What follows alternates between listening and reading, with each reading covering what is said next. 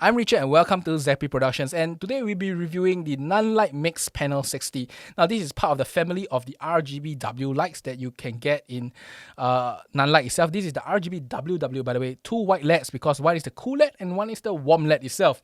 And this light here is the 60 watt version, Mixpanel 60, and there is the 150 watt version, which is the Mixpanel 150. Now, this light is loaned to me by SAR Revolution, thanks to them. And I really love this light and I'll probably purchase it because now there is a very good offer and it's only less than $700 for a light like this. Let's talk about the specification later and you will agree with me that for $700, 700 Sing dollars by the way, it is very affordable. In the States, this is a little bit expensive, 640 USD. But still, for its capabilities, if you search around the net, it is still very worth its price itself. So without wasting any more time, let's take a look at its specification itself. Now, this is a RGBWW panel, so it does a full color spectrum plus warm light and cool light. In terms of its range, it goes from 2500 to 7500 with green and magenta correction, which is very rare because light panels normally are just warm light and cool light, and then the green and magenta is an afterthought. So this light actually has it and you can tweak it, and it's important because as LED panels grow old, they tend to turn a little bit green, and this allows you to correct it. And not only that, if you are going to mix light, fluorescent lights are a little bit green, older panels are a bit magenta-ish, some very old panels can be very greenish. So it really depends. This light can easily blend into any situation with that shifting capability itself. Now, of course, that is in terms of its color, 2500 to 7500 in terms of its white light range. Now, by the way, this range is very huge. If you go online and see, most lights go from 3200 to about 6005 or even 5006 only. That's a little bit limiting because a lot of times you want to go at 3200, but because most of the time panels do not work according to specs, you do not get 3002, you get like 3003. And same for the 5006, you don't get 5006, you get like 5005. So this panel has a wider range, but the whole point is that if you want to use the common range, which is 3002 and 5006, this panel will give you that capability to tweak it and fine-tune it till you want. So that's a very nice thing. A wider range allows you a lot more fine-tuning itself. Now, in terms of its white light, there is two modes. There is the soft mode and the hard mode. What it means that there is two different type of LEDs within this light itself. One is the hard light panel, which is shining light forward, and then there's a soft light panel, which is around the edges of the light, giving a very nice soft light, which is what I'm using here now. Now, there is of course the white light mode. There is also the colored mode itself, and you can see, I will talk about the color mode later, but there is a few ways to change the color and set the color itself, and they are quite intuitive in nature itself. Now, this light no means a very light light. It is, of course, well built, as I said. So this light, it weighs about 3.5 kg, and it comes with a V mount behind. So you can actually mount batteries. If not, there is a DC port behind to plug in your DCs. As you can see now, there is a lot of buttons and there are dials. I'll talk about it in the physical aspect of the LED lights later. But there is a lot of ways to change settings, and this is one of the more intuitive ways to do it. If you can hear it, there is a fan running now. This LED light has active cooling, and you can set how loud or how soft you want. You can go from silent to moderate sound to a little bit louder. But even at its loudest, it's not very obstructive. I've been using it at about 1 meter away. You probably can't hear it, or should I say most microphones can't pick it unless the mic is far enough from the subject itself. So that is it for the specifications. Overall, the specifications are very impressive for the price you are paying. So let's talk about its physical aspect. Firstly, as I said, well-built light, made of metal, mainly metal for the major support areas such as the yoke, the handle, and then all these major parts. And of course, the bundle is also made of metal itself. Now, the bundle, if you ask me, is not very useful. It doesn't block too much light. There is, of course, the ability to mount a softbox, and you can purchase it separately. Now, the back of the light itself is half plastic, half metal. There is some plastic here, and then there's some metal parts around. And then there are 3 dials and 8 buttons and a nice colored LCD. Now, the colored LCD is very clear. It shows you things like battery, tells you what kind of functions you are in, what kind of functions you can set, and most of the functions try to correspond with the dials. So left to right, the dials are also left to right. Very easy, very intuitive to set the settings you want. The buttons are also littered and you can quickly jump from one setting to the other. just by clicking a button. Now, this is way more intuitive than aperture lights, which do not have that function. Aperture lights require you to toggle into menus, and this is, I believe, a way better menu system out there. Now, the color panel itself, I'm not very sure outdoor how good it is because I have not bring this light outdoor yet. I mainly shoot it for indoor studios. So I'm not too sure whether in very bright daylight this will get affected. I hope it will not be, but that is something I have not tested and I cannot give you an answer today. And then overall, in terms of intuitiveness, this light is extremely intuitive to use. You can let anyone handle this light, even if they are beginners in terms of light handling. Every setting there, you just need to tell them. They can probably find out in just a matter of seconds. Now, the nice part of this light is that it uses the standard V-mount 14.4 volt version for the 60 watt panel. Now, the 150 watt panel requires the 26 volt version batteries, which I don't have, and as such, I won't be buying that light. Purely because I don't want to buy a new setup. Of course, if you are just using it indoors, there'll be no problem. You just use it through the DC connector, which comes with an adapter, and you can plug and DC power this light for as long as you like it. But if you are intending to carry it out, just to note that if you do not own the 26 volt batteries and you buy the 150 watt version, you will have to get them. But if you are using 60 watt version like me here, you are right in the system and easily, you can just pack it up and go off. By the way, in terms of packing, I can't show you here, but it has a very nice bag that can put the light in and 2 V-mount batteries. So very nice setup to carry out. And you can also even tie the tripod to the bag itself. So fantastic setup is it? Or should I say light stand? Yes, light stand. You can tie the light stand to the bag. Fantastic setup.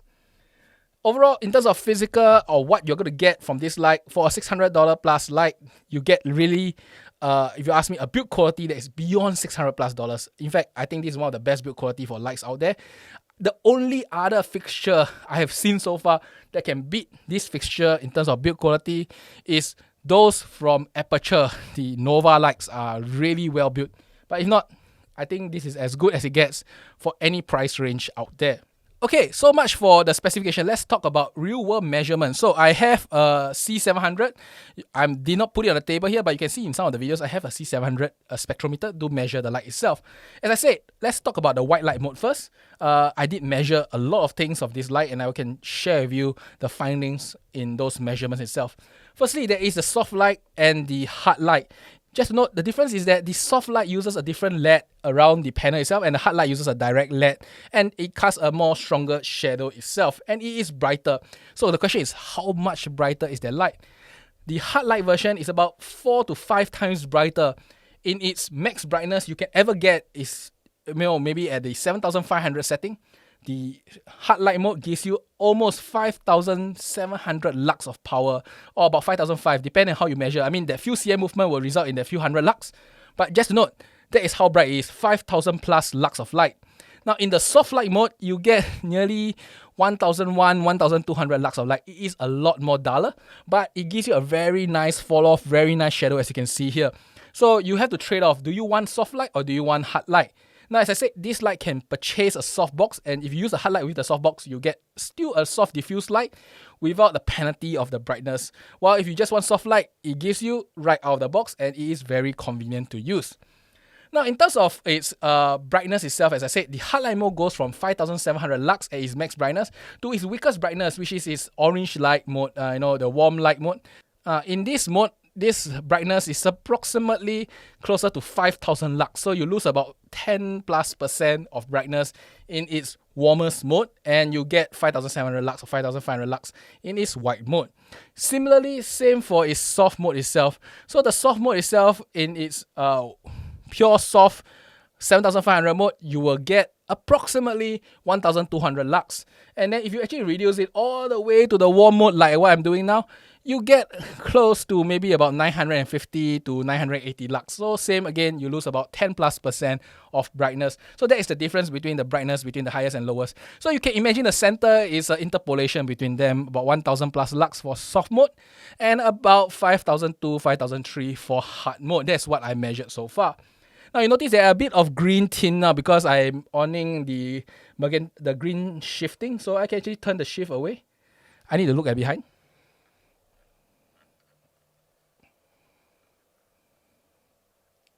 Okay, now I'm back in normal business. So the shifting itself is something built into the light. You can actually do a green or magenta shift, and this allows you to get higher and more accurate lighting itself. So just now I talked about intensity. Now let's talk about accuracy. Accuracy comes in two forms: accuracy of the light in terms of CRI, and accuracy based on the what is written behind in the panel itself. Now when it comes to Kelvin, comparison with the display behind, at 7500 it is at about 7600 measured Kelvin, and at 2500 it is about 2600 measured Kelvin, and in between is still relatively accurate, plus minus 150 Kelvin depending on the range itself. At 5006 is pretty accurate at about 5600 plus. Now that is of course for the soft light mode. Now as I said, there is two different types: LED, hard light and soft light. And in hard light mode, in 2500 Kelvin is still pretty accurate, plus minus 100 plus Kelvin itself, and in the 5600 mode it is still accurate, plus minus 100 over Kelvin itself. The problem lies is when you actually go to the higher ones, which is the 7500. Now at 7500 Kelvin, however, is not that accurate. It is about measured 8000 Kelvin. So where does this fall off? Based on my test, it falls off around 7100. At 7100, it starts increasing rather than 100 Kelvin with every jump. It increases about 200 Kelvin to 300 Kelvin with every jump, resulting in 7500 Kelvin measuring at around 8000 Kelvin itself. So that is something to note after 7001. But below 7001 and 2005, the hard light mode is perfectly fine. In terms of color accuracy, the light is rated to be 95 to 97 CRI. And I'll tell you that you can achieve 97 CRI at the both end, which is the 7500 and the 2500. In the center itself, it will drop to about 92, 93, especially when you reach about 5000, 4000, where the two lights are already mixing each other. That is this lowest point, and it's about 92, 93, 91, really during those ranges itself. But if not, everywhere else, you will get a relatively accurate light of 90 plus CRI, and the both ends, about 6005 and above, and maybe 3002, you get very good 95 plus CRI in terms of color accuracy for this light itself. This puts it at one of the more accurate light out there. Not the most accurate out there, I would say, as the Aperture Nova, which I just have a short hands-on with it, is slightly more accurate. But if not, this is more accurate than the power tubes I have tested so far.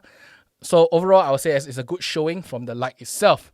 And lastly, I want to add one more thing about this soft light and hard light function, in the white light mode at least. In the soft light function, there is no issues with shadows. It is very smooth, very nice. In hard light mode, there are some issues with the shadows, especially if you shoot something with rods or a lot of lines far away, and then you are casting a shadow also relatively, maybe like say 1 or 2 feet away, you will result in something like I call as a ladder shadow or stagger shadow. I don't know how you want to describe it, but you will see shadows with steppings, which is not really, really beautiful if you ask me. So just to note, if you are going to use the hard light mode, make sure that if you're going to cast a shadow, it's going to be relatively far or if not very close. If you are in the somewhere 1, 2 feet, 3 feet region, you may see some funny shadow with steppings. That is also because of the hard light mode using small little LED lights like this, and these small little lights are the cause of the problem itself. So that's something to actually note when you are using the hard light and soft light mode. Now that is of course for white light. Now when it comes to RGBW, it's not so much of accuracy, it's about how much can you set in this light. So in RGBW, there is a few ways to do it. There is firstly the HSI mode. Even though they call it HSI, but the display behind is hue set dim. It's not hue set intensity or hue set luminosity. It's hue set dim. I don't know why you don't call it HSD. But yes, so you can set in terms of hue, you go all the way from all the different hues, all the way to about 360 hue to 0 hue. Saturation from 0 to 100%. And you got your dimness from 0 to 100%. By the way, this light doesn't have point something dimness. So 1% mark is the lowest you can jump. Now that is for HSI. There's also the RGB WW, which is RGB and WW. So to shift this is a bit more tricky. You have to use one knob as a selector, and then you just select whatever you want from the RGBW itself. So overall, it is very simple. Just follow the menu, turn the knobs you want, and then you'll get the lighting that you want itself. So not very, very hard to utilize, and I would say overall quite simple to really set in terms of RGBW. And the last way to change is through gel itself. Now, gel is interesting because you can actually see the color of the gel from the LCD behind. So this is where the color LCD was really useful. As you turn the knobs, you can actually see which color gel is being used, and you can see from the color behind the LCD panel itself. It's a pity that Nanlite didn't think of it for the HSI and the RGBW. So the thing is that you don't even need to look at the front of the light to see the lighting itself. You can look at the back panel to know what lighting you are setting in terms of its color, rather than reading numbers really hard to guess sometimes. They could have utilized it the same way as they use the gel and make this a lot better in terms of its settings and a lot of in terms of its usefulness, really, when it comes to color setting. Really nice color panel, useful for the gel mode, but everything else, if they utilize it, it would have been a lot better itself. Now that's about it for color setting itself. I won't go too deep into it because there is so many ways to set the color. But overall, this is if you follow the RGBW, this is a 65,000 with 0 to 100 in terms of intensity. So you get 65,000 times 100. So probably 6 million colors. Yeah, probably 6.5 million color settings that you can get within this light itself. Now, this is of course not the most. The most goes to the Aperture Nova again, but that light costs 3 to 5 times more expensive than this light itself.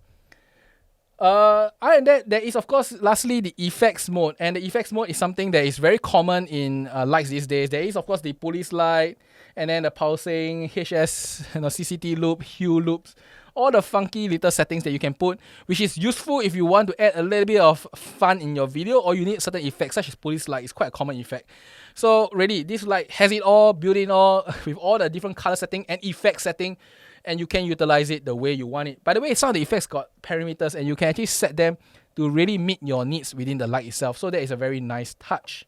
So I have went through everything I can talk about in terms of its general lighting capabilities. There are a few more things that are within this light, but I don't really utilize it yet. I would think that it is very useful. The first thing that is very useful is the preset function. The preset function allows you to, after you finish the light, you can save a preset to call back the setting itself. The only bad thing of the preset function is that you must type a name, and it's quite hard to type. It takes a little bit of getting used to turning the knobs and typing. But if not, you can get to set the presets. I do not know how many presets can you set, but you can set it, so it's a good touch. And this is something that is found more in professional lights, such as the aperture lights, which can do it. I noticed that most other lights, especially the cheaper lights, don't have this function. Most of the lights just turn knobs and get you there, but this guy has a preset function. There is one last button, which is the lock button, and that allows you to lock the settings out, so there is nothing much to talk about. Oh, there is one more thing I want to cover before I actually give you my thoughts of this light itself. This light has the ability to off the fan or run the fan and boosted mode. So there is 3 modes: silent, normal, boosted. The difference is the brightness. If you say boosted mode was 100% brightness, then at the normal mode, it's about 75% brightness, and in silent mode, it is 50% brightness. The thing is that the boosted mode, right, will always boost the fan to maximum loudness. So regardless of 0% or 100%, it is maximum loudness. There is no temperature reading within the light itself, so that's something you must note. It just boosts to maximum fan and gives you maximum brightness. So at silent mode, it is dead silent. There is no fan. It's using passive cooling, but you get 50% brightness from the panel itself. And that's about it for today, really. In terms of panel, I would say as this panel is a very nice panel. It comes with a lot of abilities. It comes with a very wide color range. I mean, 2500 to 7500 is one of the widest wide warmness range that you can set in a light itself. There is not many lights that go this far. And then in terms of its RGB, W or HSI mode, or even the gel mode, it is very nice. And to really top it off, it has one of the most intuitive settings for lighting itself. When I took this out, I never needed to read the menu, unlike my good friend Aperture. I have to actually see the menu itself. But this light, I never needed to read the menu to operate it. So it is very intuitive and very nice to utilize. Overall, really, this light for its price, especially now with discount in Singapore, putting it only at $600+, very affordable light. I will highly recommend you to get it if you need an RGBW light that is affordable, good, and overall durable. The thing is, you can get cheaper lights, but you won't get things like this kind of yoke and, of course, a proper holding and mounting system, making it very flimsy, not very friendly in terms of utilizing it out of the field. Well, this light is perfect for it. Now, is there better lights than this Nanlite itself? There is. The Aperture light is better. The Aperture Nova P300C is better. I mean, let's not talk about power. In terms of settings, yes, the Aperture seems to be better, more accurate, but it comes at a price of 4 to 5 times more expensive. Is that worth the price? that is really up to you. And that's about it for today's video. I think this panel is fantastic. The Mixpanel 60 is fantastic, especially if you have V-mount batteries. Good portable solution for almost anything that you need outdoor. And with its hard light mode, you may be even able to fill up in the bright sunlight. That's about it for today, and I hope you enjoy this review, and I will see you next time. Bye-bye.